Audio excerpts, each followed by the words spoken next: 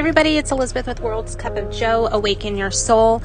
I was driving to get my daughter from school, and I had some really quick flashbacks of the time period in between the dark night of my soul and my reconnection with my soul. And I was thinking about it, and it's something that I don't really like to think about. I don't like to, definitely not dwell on it. But in the little glimpse, I wanted to be able to share with you guys, some of you who haven't been in this position yet, whatever the stages in your journey.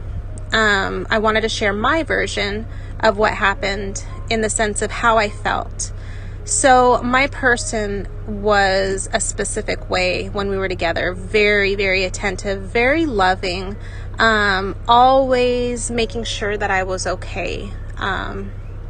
Would wake up every morning, make sure he would kiss me before he went downstairs to work, and it was never enough. It was never enough for me because I was so addicted and had so much obsessive energy that it just never felt like it could be enough. If he kissed me once, I wanted 5 kisses. If he hugged me and told me he loved me, I wasn't satisfied. It was because I always had this lack when we were together. So anyways, fast forward to after my dark night, there was definitely the push-pull going on. I was pushing like crazy, and he was pulling like crazy. So much so that he, in my eyes, just became a totally different person.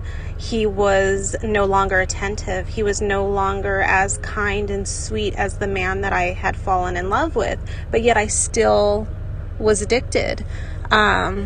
I had gone through some really bad physical pain after my dark night. I had some really bad back pain. I had to go to the hospital.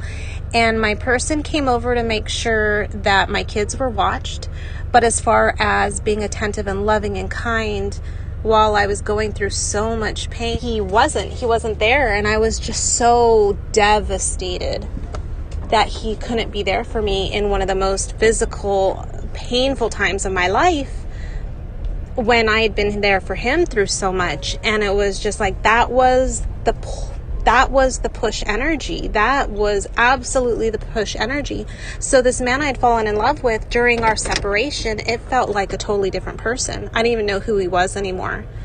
And it was really hard to reconcile in my mind, but the addiction was still there.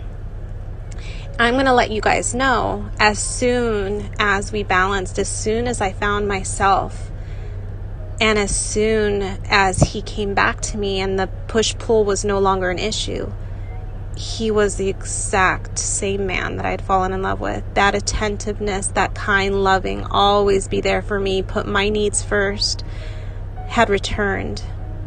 And that's why when I say I don't really like to look back at the time period during our separation, we were 2 totally different individuals at that time. He was someone that reacted to my push energy, and it changed him. And I was someone that couldn't stop pushing, and that was not me. That was my mind. That was absolutely my mind. But now that I'm in soul, he, when we are together, is his true essence in the way he treats me, in the way he loves me. And I am my true essence in the way I love him, because I love him without pushing, without addictiveness, without obsessiveness. I love him for his flaws.